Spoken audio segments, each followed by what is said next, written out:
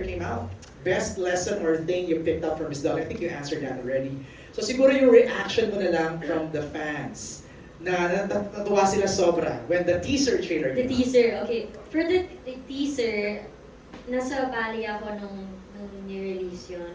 Tapos, kinakabahan talaga ako to post it, kinakabahan ako to open my social media and read the comments kasi hindi ko naman alam kung tatanggapin to ng mga tao kasi nga, maninibago sila kasi ako nanibago, paano pa sila si mama nanibago eh. Pwede bang sumagot si Mami May? Ano bang reaction mo doon? Dalawa lang yan. It's either tatanggapin or, you know, hindi nila matatanggap yung pinasok ko na to. But then, hindi ko yun expect na grabe, ganun yung pagtanggap ng lahat. Even parang lahat ng mga all ages, even yung mga non-fans, I'm very happy na tap namin through the teaser. And eto din kasi ngayon gusto ko gawin eh. And nakakatuwa kasi for Star Cinema's 30th year, nakita mo din kung paano din sila nag-adjust, nag-adapt sa mga hinihingi ng mga tao ngayon. Kasi of course, yung 2 years natin na pandemic, ang daming nagbago doon.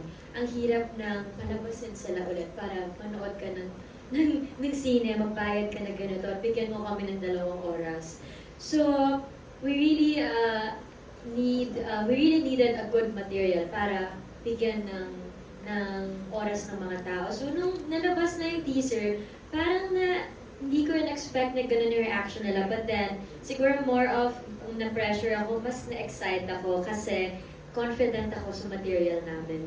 Because the storyline, the plot, everything, thank you, Dom, Dan, and Jumbo, confident ako sa material namin. So, yan. And maybe isa pang lesson na tutunan ko kay Miss D, aside from yung sinabi ko kanina, was you have to be patient.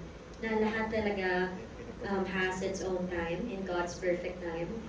May rason yun kung bakit nangyayari lahat. And you know, Miss D, she's been here in the industry for so many years now. And now, siya yung parang ng transition na kaya natin tumawid internationally. It's because of her.